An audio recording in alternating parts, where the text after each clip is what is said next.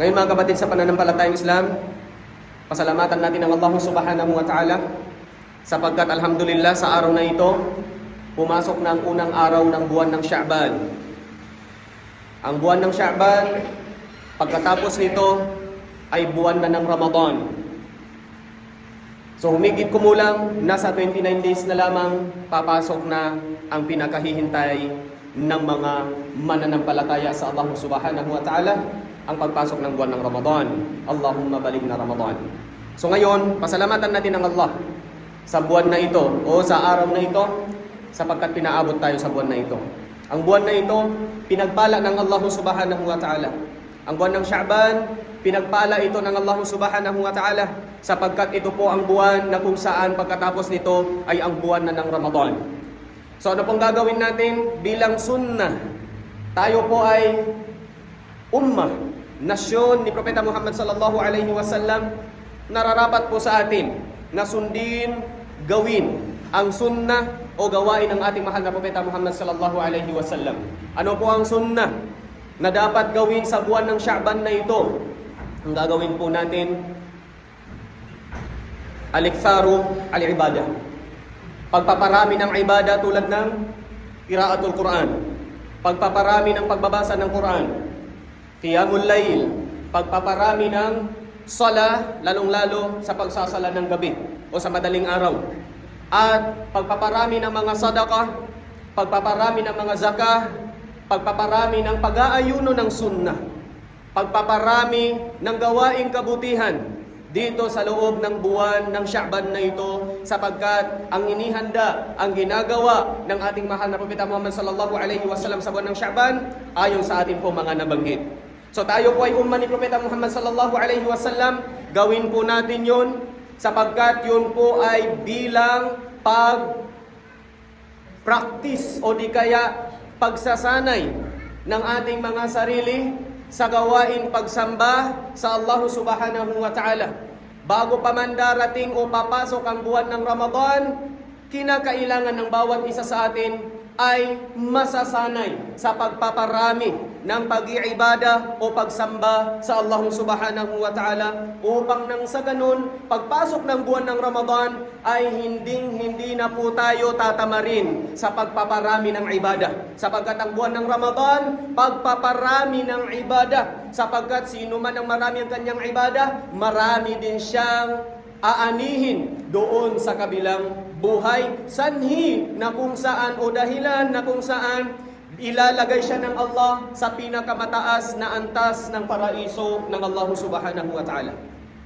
So ngayon po mga kapatid, sa pananampalatayang Islam, dalasan din po natin ang pagdudua sa Allah kahit isang buwan na lamang papasok ng Ramadan. Ang buhay natin, tandaan natin, hindi po natin kontrolado kung bubuhayin o papaabutin pa tayo ng Allah sa buwan ng Ramadan. Ngunit binigyan po tayo ng dua, paulit-ulit po natin ito, binibigyang payo upang nang sa ganon ay hindi po natin makakalimutan magdua sa Allah upang tayo ay paabutin sa buwan ng Ramadan. Ano yun? Ang specific na ginamit ni Propeta Muhammad sallallahu alaihi wasallam at itinuro niya ito sa kanyang mga ummah, Allahumma ballighna Ramadan. O Allah, paabutin mo kami sa buwan ng Ramadan. So ngayon mga kapatid, sa pananampalatayang Islam, yun po ay bilang introduction lamang. Ang pinakapaksa po natin ngayon, mahalagang paksa. Isang mahalagang paksa na kung saan nabubura na ito sa mga magkamag-anak. Natatanggal na ito sa mga magkamag-anak. Nilalaho na nito ng mga magkamag-anak. Itinapon na ito ng mga magkamag-anak. Ano po yun? Silatul Rahim. Ang mabuting pakikipag-ugnayan sa mga kamag-anak. Ito po ang ating paksa, napakahalaga. Gaano ba ito kahalaga sa relihiyong Islam? Akala ba natin na ito hindi mahalaga? Di porket nakikita natin sa karamihan, hindi na nila pinapahalagahan ang kanilang mga pinsan, hindi na nila pinapahalagahan ang kanilang mga uncles, mga aunties, mga kamag-anak, mga nephews, lahat ng mga kamag-anak, nakadugo. Kahit malayo pa ito, nasa ika-10 na cousins, ika-9, 8, 7, 6, 5, hanggang sa pinsang buo, Gaano ba ito kahalaga sa Islam? Mahalaga po ito. Huwag po nating pababayaan tulad ng pagpapabaya ng mga ibang mga tao sa buong mundong ito. Hindi po tayo mga non-Muslim. Hindi po tayo ugali ng mga Western. Ugali po tayo na itinuro sa atin ng Allah Subhanahu wa Ta'ala at ng kanyang pinakahuling propeta na si Propeta Muhammad sallallahu alaihi wasallam. Pinili namin itong tatalakayin sapagkat marami na pong magkamag-anak na hindi na nila pinapahalagahan ang kanilang mga kamag-anak. Ngayon, ano ang totoong definition ng silatur rahim? Ang silatur rahim, sabi dito ng mga ahlul ilm, al-ihsanu ila aqarib fil qawli wal fi'l. Ito po ang pagmabuti, pagmamabait sa ating mga aqarib, mga kamag-anak, fil qawli wal fi'l, sa pamamagitan ng pagsasalita sa kanila at fi'l, mga gawain o kilos ng ating mga katawan. So ang ibig sabihin, kailangan po natin pagbutihan ang ating sarili. Pabutihin natin ang ating mga sarili, ang ating mga ugali sa pakikitungo natin sa ating mga kamag-anak sa pamamagitan ng pananalita. Walang dapat lumalabas na masasamang salita sa ating mga kamag-anak. Walang dapat masamang aksyon ng ating mga katawan sa ating mga kamag-anak. Yan po ang silatur rahim. Ngayon, ano ang kabutihan nito sa turo ng relihiyong Islam natin mismo na ito? Unang-una, ang silatur rahim minal iman. Ang pakikipag-ugnayan sa kamag-anak, ito po ay napabilang sa pananampalataya ng isang Muslim. Anong dalil?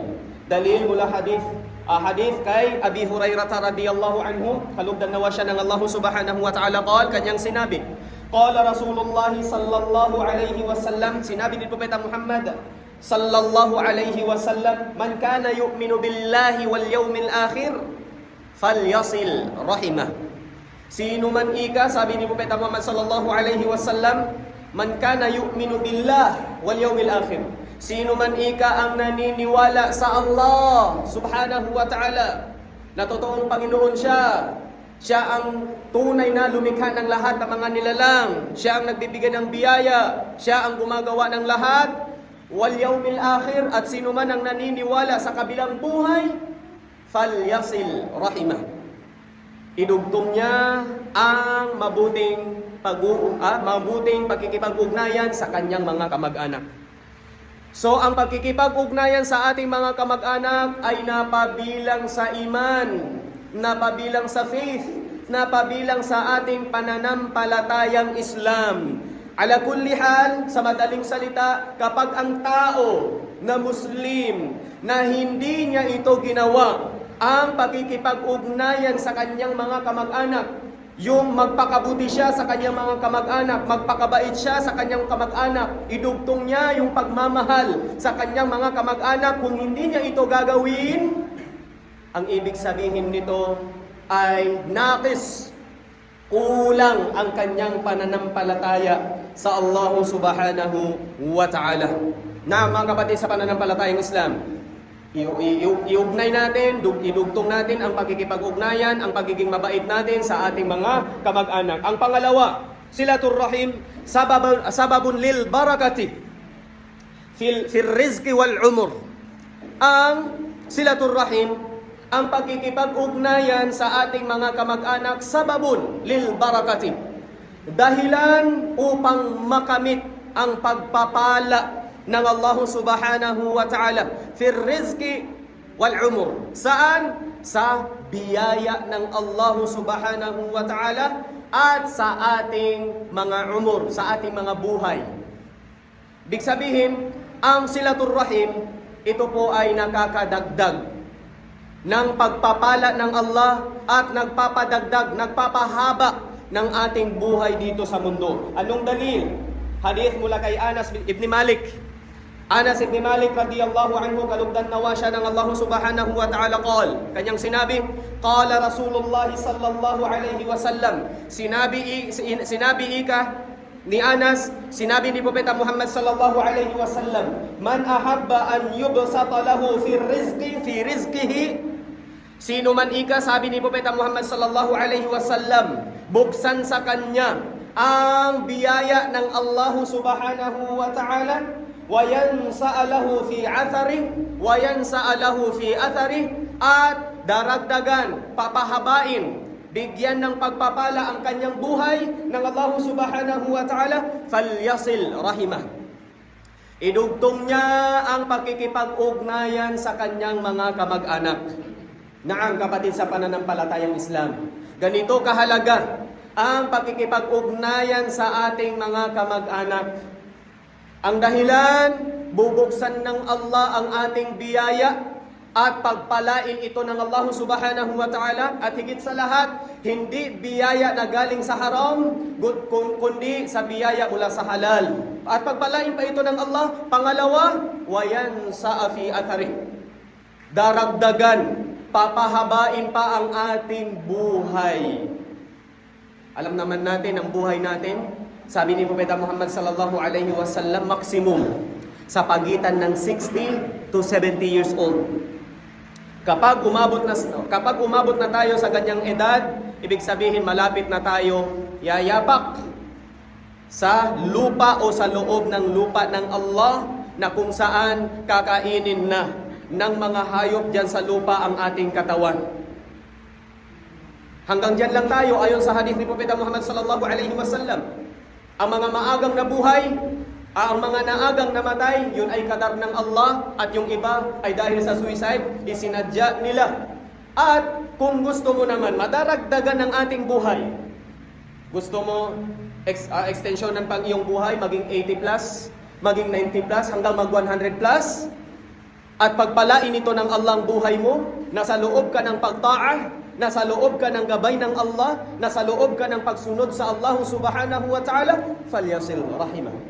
Idugtong mo ang pagmamahal, ang pakikipag-ugnayan sa iyong kamag-anak. Yan po ang isa sa mga sikreto ng gawaing ito sa pagpapahaba ng ating buhay. Ang pangatlo, silatul rahim, sababun li silatillahi ta'ala wa ikramih. Ang pangatlong kabutihan sa silatul rahim, ang pakikipag-ugnayan sa ating pong mga kamag-anak, sababun li silatillahi ta'ala wa ikramih. Dahilan upang magkakaroon tayo ng ugnayan. Saan? Kanino? Siyempre, ang tagapaglikha ng lahat ng mga nilalang, ang nagpapaloob ng biyaya sa atin at maglalagay sa atin either sa paraiso o di kaya sa impyerno. Sino yan? Ang Allah subhanahu wa ta'ala. Allah subhanahu wa ta'ala. Kung gusto mo magkakaroon ng ugnayan doon sa Kanya, naam, idugtong ang pakikipag-ugnayan sa ating mga kamag-anak. Anong dalil? An Ummul Mu'minin, hadith mula sa mga nanay ng mga mananampalataya. Sino yan? Si Aisha radhiyallahu anha. Hadith mula kay Aisha, na asawa ni Propeta Muhammad sallallahu alaihi wasallam. Tinawag siyang Ummul Mu'minin, nanay ng lahat ng mga mananampalataya sa Allah subhanahu wa ta'ala. Kalugdan nawa siya ng Allah subhanahu wa ta'ala. Sinabi ni Aisha, sabi ni Propeta Muhammad sallallahu alaihi wasallam, ar-rahim, ang pakikipag-ugnayan sa ating mga kamag-anak, mu'allaqatun bil arsh, nakabitin sa tali mula sa trono ng Allah subhanahu wa ta'ala. Ay, ibig sabihin, nakadepende yan. Okay, nakadepende. Ngayon, anong kadugtong ng hadith? Taqul, man wasalani, wasalahu Allah. Sino man idugtong niya ang pakikipag-ugnayan sa kanyang kamag-anak, wasalahu Allah. Naam, idudugtong din ng Allah ang ugnayan niya sa alipin na dinugtong niya ang kanyang pagmamahal sa kanyang mga kamag-anak o pakikipag-ugnayan sa kanyang mga kamag-anak. At ang masaklap, waman qata'ahu, sino man ang pinutol niya ang pakikipag-ugnayan sa kanyang mga pamilya, naam, qata'ahu Allah. Ipuputulin din ito ng Allah subhanahu wa ta'ala ang ugnayan niya sa alipin na namutol ng ugnayan sa kanyang mga kamag-anak. Subhanallah, hindi basta-basta ang pagkikipag-ugnayan, yung idugtong ang pagkikipag-ugnayan, pagmamahal sa ating mga kamag-anak. Kapag binitawan natin yan, kapag pinutol natin yan, wallahi, puputulin na ng Allah ang pagkikipag-ugnayan niya sa atin. Ano pang kwenta ng buhay natin kung pinutol na ang ugnayan ng Allah sa atin? Wala na pong kwenta. Kapag wala na pong kwenta, pababayaan ka na ng Allah, maligaw ng landas. Naam, ito po ang resulta. Kapag hindi na idugtong ang ugnayan ng Allah sa kanyang alipin, pababayaan na ito ng Allah, maligaw ng landas. Wala na siyang pakialam sa pag-ibada sa Allah. Wala nang pakialam sa pagsasalah. Wala nang pakialam kahit pumasok ng buwan ng Ramadan, hindi na siya mag-aayuno, hindi na siya magsasala, hindi na siya gumagawa ng kabutihan, hindi na siya gumagawa ng ipinag-uutos ng Allah. Bagkus ang gagawin niya, kung ano man ang mga ipinagbabawal ng Allah, yun ang kanyang gagawin. Pabayaan na siya diyan hanggang siya ay abutan ng kamatayan, nasa loob pa rin ng kaligawan, at siya ay paparusahan ng Allah sa libingan, higit lalo doon sa kabilang buhay. Kaya kapatid sa pananampalatayang Islam, kung nais po natin maiiwasan ang ganitong resulta ng buhay natin, naam, idugtong po natin ang pagkikipag-ugnayan, pagmamahal sa atin pong mga kamag-anak. Malaking ibada ang pagkikipag-ugnayan sa atin pong mga kamag-anak. Huwag po natin yang pababayaan. Huwag po natin yang putulin, sapagkat putulin din ng Allah ang ugnayan niya sa iyo. Wa qulu qawli hadha wa astaghfirullah li wa lakum wa li jami'il muslimina min kulli dhanbin fastaghfiruhu innahu huwal ghafurur rahim. Alhamdulillahi rabbil alamin wa bihi nasta'in fi umuri dunya waddin. Wassalatu wassalamu ala asyrafil anbiya'i wal mursalin nabiyyina Muhammadin wa ala alihi wa ashabihi wa man tamassaka bi sunnatihi ila yaumiddin. Amma ba'd. Ang pang-apat na kabutihan naman sa pakikipag-ugnayan sa ating mga kamag-anak. Ang pang-apat, silatur rahim min asbabi dukhulil jannah. Itong pinakamainam sa lahat, pinapangarap ng lahat ng mga may takot sa Allah subhanahu wa ta'ala. Silatur rahim, ang pagkikipag-ugnayan sa ating mga kamag-anak, sababun, dahilan, lidukhulil jannah, upang ikaw ay papasukin ng Allah subhanahu wa ta'ala sa loob ng kanyang paraiso.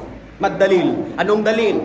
Hadith mula kay Abdullah bin Salam radiyallahu anhu qala Rasulullah sallallahu alaihi wasallam, ya ayyuhan nas. Sabi ni Propeta Muhammad sallallahu alaihi wasallam, ya ayyuhan nas, o kayong sangkatauhan. Lahat ng mga tao tinawag ni Propeta Muhammad sallallahu alaihi wasallam. At tinawag niya ito sa kanyang mga sahaba sa kapanahunan niya, ya ayyuhan nas, o kayong sangkatauhan. Afshu salama bainakum. Ipalaganap ninyo, unang-una ang gagawin, ipalaganap ninyo ang pagbabati ng salam sa pagitan ninyo. So ngayon, ipalaganap ang salam, ang pagbabati ng salam sa pagitan ng mga Muslim. Pangalawa, wa at'imut ta'am, magpakain kayo ng mga pagkain, lalong-lalo sa mga nangangailangan ng pagkain, mga gutom. Mga gutom na nakikita po natin at kaya natin magbigay ng pagkain, wa at'imut ta'am, magpakain kayo ng pagkain sa mga nangangailangan ng pagkain. Wasilul arham, at pinakapaksa po natin, wasilul arham, idugtong ang pagkikipag-ugnayan, pagmamahal sa inyong mga kamag-anak. Naam, ano bang sinabi ni Propeta Muhammad sallallahu alaihi wasallam? Wasallu wan-nasu niyam. At magsala kayo habang ang mga tao ay natutulog. Ang tinutukoy dito, pagsasala ng qiyamul layl. Pagsasala ng madaling araw, sapagkat sa panahon na iyan natutulog ang karamihan sa mga tao. At ang resulta, tadkhulul jannata bisalam. Payapa kang ipapasok ng Allah sa loob ng kanyang paraiso.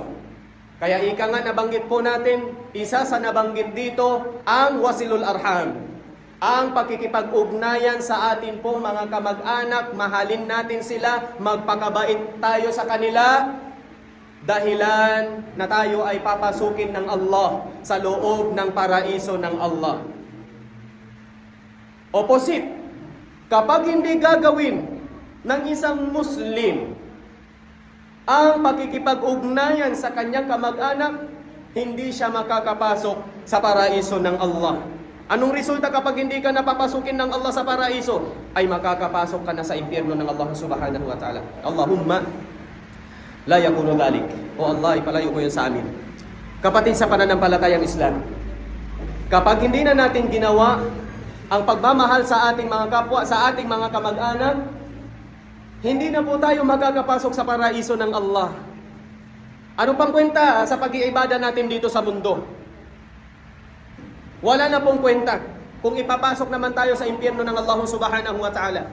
So, ibig sabihin, hindi makukumpleto. Ika nga, nabanggit natin sa una, sa simula, hindi makukumpleto ang pananampalataya natin hanggat idugtong natin ang pagmamahal, ang pakikipag-ugnayan sa ating pong mga kamag-anak.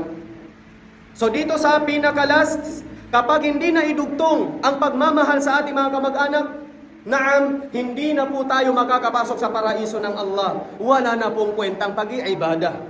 So ibig sabihin, hindi makukumpleto ang ating pag-iibada, ang ating pagka-Muslim, kapag hindi po natin gawin ang idugtong ang pagmamahal, ang pakikipag-ugnayan sa ating pong mga kamag-anak.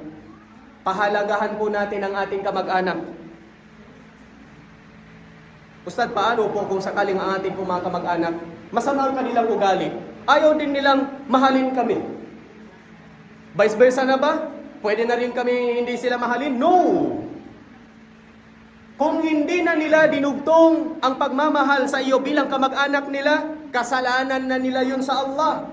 Basta't gawin mo ang utos ng Allah subhanahu wa ta'ala at ni Propeta Muhammad sallallahu alaihi wasallam, yung pagmamahal sa ating kamag-anak, kahit pinutol na nila ito.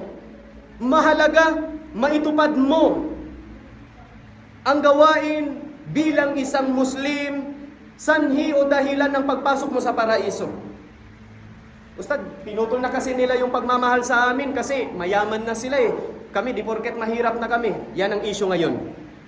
Ang mga mayayaman, pinutol ng pagmamahal sa mga kamag-anak na mahihirap.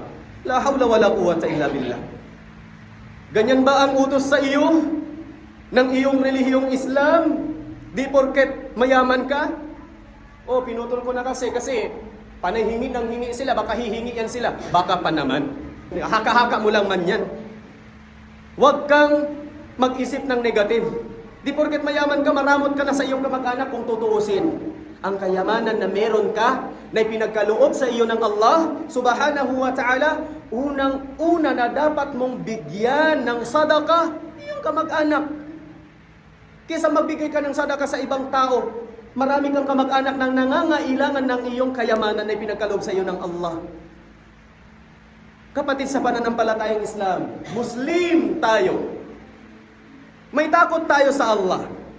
Dapat sundin natin ang batas ng Allah. Mahalin natin ang ating mga kamag-anak. Huwag nating putulin ang pagmamahal sa kanila. Di porket ganito, ganyan sila. Utos ito ng Allah. Narinig na po natin ang kabutihan kapag dinugtong natin ito. At narinig na po natin ang kasamaan kapag pinutol natin ang pakikipag-ugnayan sa ating pong mga kamag-anak. So yan po mga kapatid sa pananampalatayang Islam, payo unang-una sa aking sarili, naway maisa sa buhay ko ito, at sumunod po sa inyong lahat, naway maisa sa buhay po natin ito.